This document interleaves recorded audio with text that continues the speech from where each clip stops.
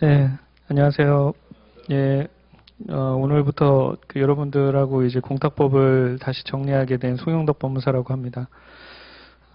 일단 이번 강의는 일단 기본적인 내용을 다시 이제 저 기본서를 통해서 정리를 하고, 그 다음에 그날 공부한 범위에 대해서 우리 모의고사 형태로 문제를 이제 풀어보고 거기에 대해서 또 같이 이제 해설을 해드리는 그런 형태로 이제 진행이 될 거고요. 뭐 이번 강의를 통해서 이제 같이 한번 기본서 중에서 중요한 부분을 이제 정리한다고 생각을 하시고 문제를 통해서 이제 본인이 정확하게 이해했던 부분과 또 아직 정확하게 이해하지 못한 부분이 있다면은 이제 그거를 확인하고 가는 그런 방법으로 생각을 하시면 좋겠고요. 그 다음에 이제 얼마 전에 그 법원 사무관 승진 시험이 있었는데 이제 기출문제 이제 그 공탁법 기출문제를 이제 그 확보를 했으니까 그것도 이제 중간에 같이 이제 볼 수 있도록 이제 해드릴 거고, 어쨌든 이제 그동안에 이제 기출됐던 뭐 법무사 기출 문제들 위주로 같이 한번 정리를 해보도록 하겠습니다.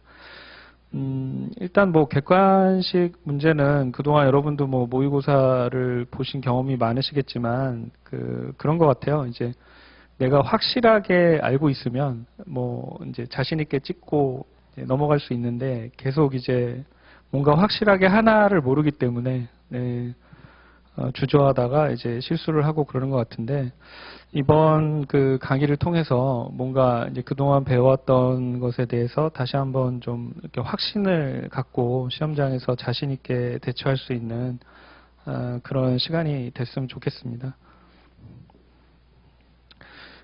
일단 여러분 뭐 다 그 배병환 법무사님 기본서를 갖고 계시죠? 예, 그 공부를 다 한 번씩은 하셨다라는 전제에서 그 기본서 중에 이제 중요한 부분들을 같이 보도록 하겠습니다.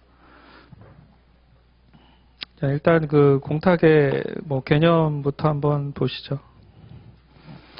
뭐 그동안 다른 과목도 열심히 하시느라고 공탁법도 한참 이렇게 오랜만에 보시는 거죠. 네.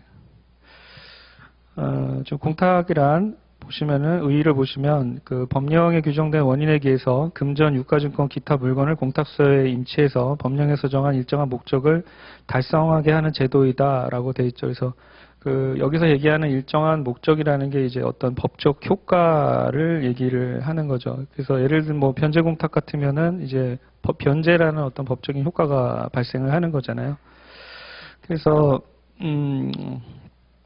뭐 여러분들이 다 알고 계신데 그 밑에 보시면은 공탁이 이제 반드시 법령에 근거해야 된다. 그래서 공탁의 권리 의무를 규정하고 있는 법령을 이제 공탁 근거 법령이라고 하는데, 이제 그 관련 판례에서 공탁이 반드시 법령에 근거해야 된다라는 이제 사례를 보여주고 있는 게 있죠. 그래서 관련 판례 이제 1번을 보시면은 각조 1번을 보시죠. 그래서 민법 327조가 그 채무자는 상당한 담보를 제공하고 유치권 소멸을 청구할 수 있다 이렇게 되어 있는데, 여기서 이제 상당한 담보를 제공하고 유치권 소멸을 청구할 수 있다 이렇게 되어 있는데, 여기에 이제 공탁을 하고라는 얘기가 없기 때문에 이것이 공탁의 근거 법령이 될 수 없고, 그 관련 판례 1번에 보면은 민법 327조에 의해서 그 유익비 상각의 금전을 공탁하는 조건으로 해서 유치권 소멸 청구가 허용될 수 없다 이런 판례가 있는 거죠. 그러니까 공탁은 반드시 공탁을 할 수 있다 또는 공탁하여야 한다, 이런 근거 규정이 있어야 된다는 거죠.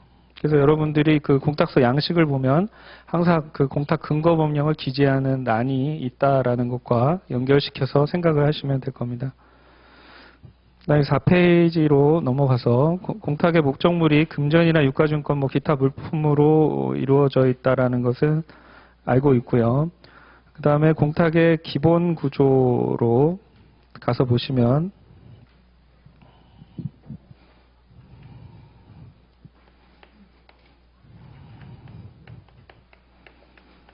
공탁의 기본 구조가 공탁자와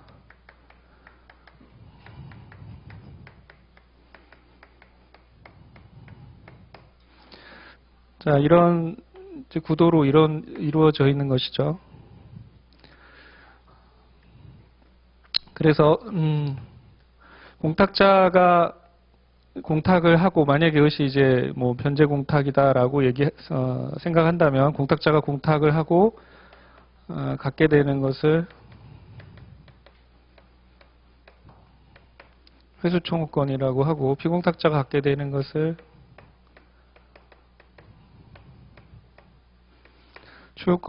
출급 청구권이라고 하고 이거를 다 합쳐서 뭐라 그러죠? 그러니까 지급 청구권이라고 하게 되죠.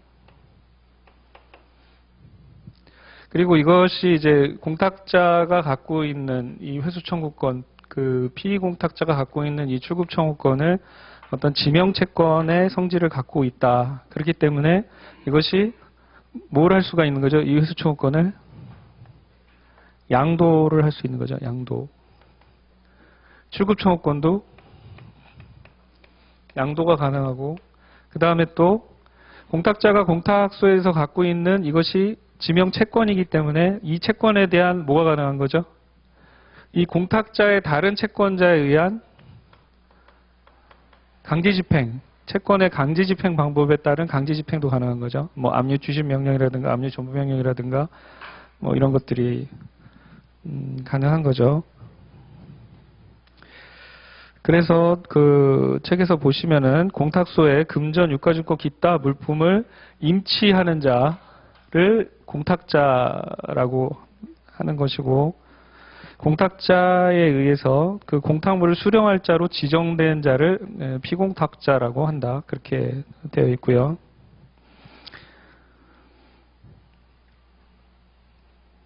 그리고 이제 거기 공탁의 본래 목적에 따라서 피공탁자가 공탁소에서 공탁물 지급받는 것을 출급이라고 하고 일정한 요건에서 공탁자가 공탁소로부터 공탁물을 돌려받는 것을 회수라고 한다.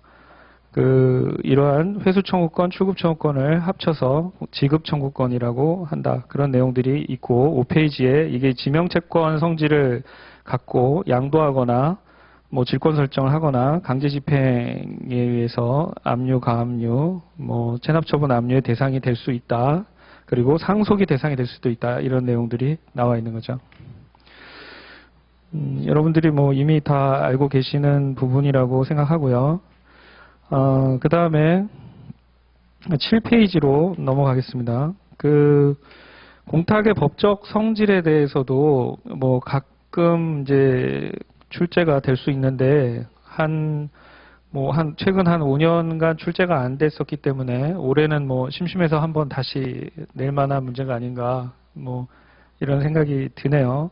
그래서 여러분들이 이제 정리를 할 것은 기본적으로 이제 사법관계설과 공법관계설이 있다라는 부분과 이 학설의 차이에 따라서 보면은 7페이지의 한 네 번째 줄에 보시면 어느 설을 취하느냐에 따라서 공탁금 지급 청구를 직접 민사소송으로 할 수 있는가, 그 다음에 공탁금이 일단 지급된 다음에 다시 공탁금 지급 청구를 할 수 있는가, 뭐 소멸시효가 몇 년인가 이렇게 나누어진다라는 부분과 각 설의 입장이 이제 지문으로 나올 수 있기 때문에 각 설을 취할 때 어떤 지문들이 나오는지를 알고 있어야 되겠죠. 그래서 사법관계설의 동그라미 2번을 보시면 공탁물 지급 청구가 공탁관에서 거부된 때 사법관계설에 의하면 국가를 상대로 해서 민사소송을 제기할 수 있다고 보고 있는 거고 공탁금이 지급 청구권자가 아닌 자에게 지급된 경우에 채권의 준 점유자에 대한 변제로서 효력이 없는 한 진정한 지급 청구권자가 다시 공탁금 지급 청구를 할 수 있다고 보고 공탁금 지급 청구권이 민법상 소멸시효 10년에 걸린다고 보고 있는 것이 이제 사법관계설이고요. 공법관계설은 이번에 보시면은 민사소송을 제기할 수 없고 이의신청 기타 법률이 정하는 바에게 따라야 되고 공탁금이 이제 진정한 지급 청구권자가 아닌 자에게 지급된 자라도 이것이 공탁법상 절차에 의해서 지급된 경우라면 채권의 준 점유자에 대한 변제로서 효력과 관계없이 공탁 절차는 종료됐다라고 보고 진정한 지급 청구권자가 다시 공탁금 지급 청구를 할 수 없다고 보고 있죠. 그래서 소멸시효에 대해서 정부 보감에 관한 법률에 따라서 5년이라고 보고 있는 것이 공법관계설입니다. 네, 여러분은 이제 뭐 결론적으로 지금 우리가 어떤 태도를 취하고 있는가만을 이제 보시면 되겠죠. 그래서 대법원 판례를 소개하고 있는 부분이 있는데 제가 그냥 결론만 이제 보도록 할게요. 그러면 일단 9페이지에서 그 공탁법은 판례 대부분은 이제 공법관계설을 취하고 있지만은 저희가 공탁법에서 공탁금 및 그 이자의 지급 청구권에 관한 소멸시효를 10년으로 보고 있다라는 부분이 있고요.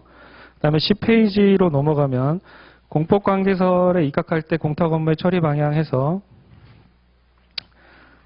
결론만 보면 공탁금 지급 청구를 민사소송하는 것은 허용되지 않는다고 보고 있고요. 그 다음에 그 공탁금이 이미 지급돼 버렸으면은 그 공탁 절차는 확정적으로 종료된 것으로 보고 진정한 청구권자는 국가배상 제도에 따라서 구제를 받을 수 있을 뿐 공탁 절차를 통해서 공탁금을 지급받을 수는 없다라고 보고 있는 거죠. 그리고 공탁금 지급 청구권 소멸시효에 대해서 아까 이제 10년으로 보고 있고요.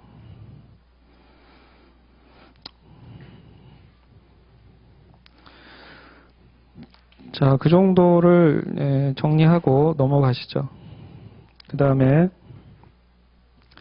12, 13, 14, 15페이지는 그동안 이제 공탁 규칙이 뭐 각 연도별로 어떻게 변화돼 왔는지 그런 부분들이 이제 나와 있는데요. 그 중에서 중요한 것들을 보면은요, 14페이지에 그 나번에 공탁물 출급 회수 청구권이 법인 아닌 사단이나 청구인이 법인 아닌 사단이나 재단인 경우에 원래는 이제 대표자 또는 관리인 자격을 증명하는 서면에 뭐 그 사실이 맞다라고 인정되는 2명 이상의 성인의 사람이 뭐 성명을 적고 인감도장 찍고 인감증명서를 첨부했는데 이를 대신해서 자필 서명한 다음에 신분증 사본 첨부하는 것으로 변경이 2010년에 됐다라는 거고요. 지금 다번 같은 경우에 그 보증 지급에 관한 내용이죠. 그래서 공탁금 출급 회수 청구서에 공탁 통지서나 공탁서를 첨부할 수 없는 때 그 공탁관이 인정하는 2명 이상이 연대해서 그 사건에 대해서 손해가 생기면은 배상한다는 보증서와 재산증명서, 인감증명서를 제출했는데 이것에 자필 서명하도록 규정하고 인감증명서 대신 신분증 사본을 제출하는 걸로 변경했다는 내용이 들어있고요. 그다음에 2012년 12월 17일 날 시행된 그 공탁규칙 개정에 보면은 계좌입금에 의한 납원의 그 계좌입금에 의한 공탁금 납입 및 지급 제도를 시군법원 공탁소까지 확대했다라는 내용이 들어가 있죠.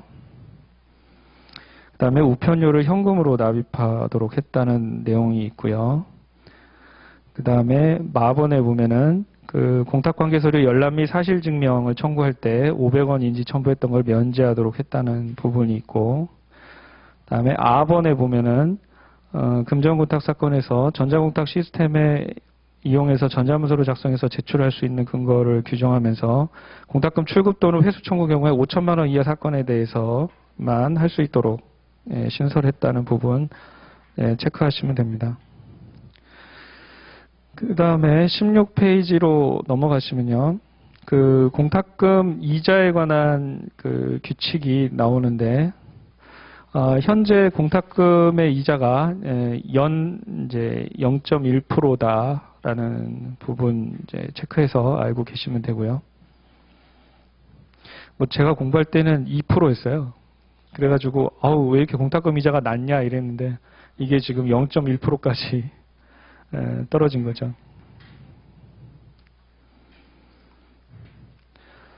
자, 그 다음에 자, 공탁소로 넘어가서요. 뭐 여러분이 아시다시피 이제 공탁소에는 뭐 통상 공탁 기관하고 이제 특별 공탁 기관하고 이제 나뉘어지는데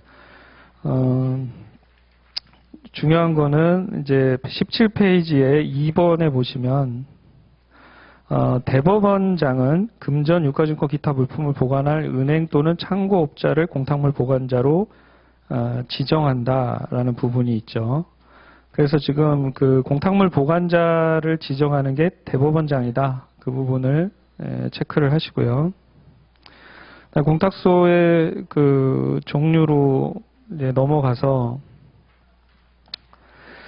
통상공탁기관은 그 뭐 법령의 규정에 의해서 공탁사무를 처리하는 단독제 국가기관이 공탁관을 얘기하는데 이 공탁관은 단독으로 공탁소를 구성하고 자기 명의 및 자기 책임으로 공탁사무를 처리한다라는 거죠. 그래서 그 이 공탁관하고 그 4번에 동그라미 4번에 나오는 이제 대리 공탁관하고 이제 비교를 하는 문제가 나오는 거죠.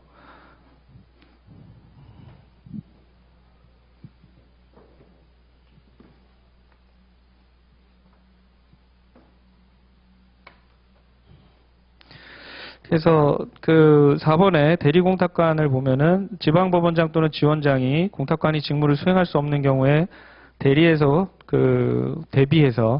공탁관이 직무를 수행할 수 없는 경우에 대비해서 대리공탁관을 지정할 수 있는데 이 대리공탁관도 자기 명의로 공탁사무를 처리하는 독립된 공탁관이고 그가 처리한 공탁사무에 대해서 원공탁관이 책임을 지는 게 아니라 스스로 책임을 진다라는 거가 나오죠. 그 다음에 대리공탁관이 지정한 때 공탁물 보관자에게 그 성명과 인감을 알려줘야 되는데 대리공탁관은 중요한 게 별도의 계좌를 설치하지 아니하고 그 공탁관의 계좌를 원 공탁관의 계좌를 이용한다라는 거죠. 그래서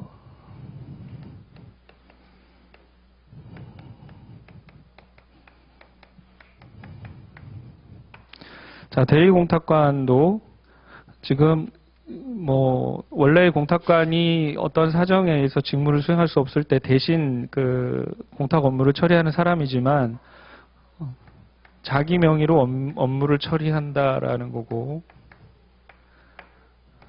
그다음에 뭐 업무 처리가 잘못됐을 때 자기가 책임지는 거고요. 그다음에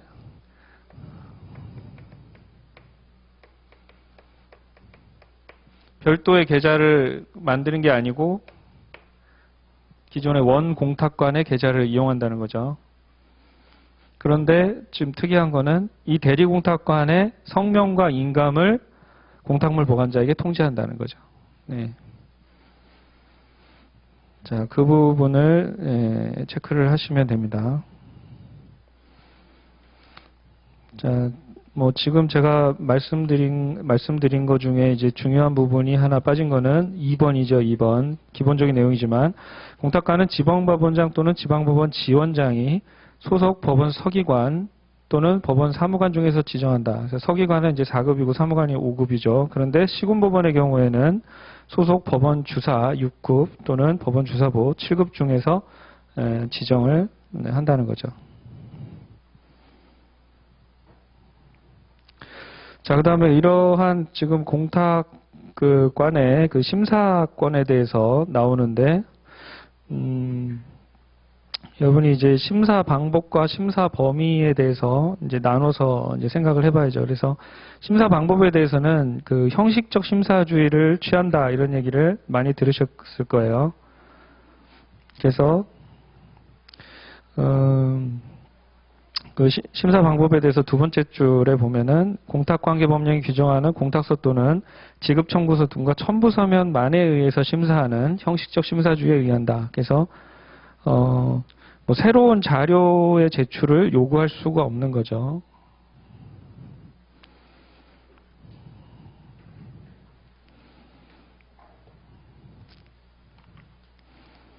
자, 그런데 심사 20페이지의 심사 범위를 보면은 심사 범위에 대해서는 특별한 제한 규정이 없다는 거예요. 그래서 21페이지에 보면은 공탁관은 그 공탁 신청 또는 지급 청구의 절차적 요건뿐만이 아니라 당해 공탁이 유효한지 뭐 청구자가 실체상 청구권이 있는 자인지 하는 그런 실체적 요건에 대해서도 중요한 거는 공탁서 또는 지급 청구서와 첨부 서면만에 의해서 심사할 수 있다라는 거죠. 그러니까 심사의 범위에는 제한이 없는데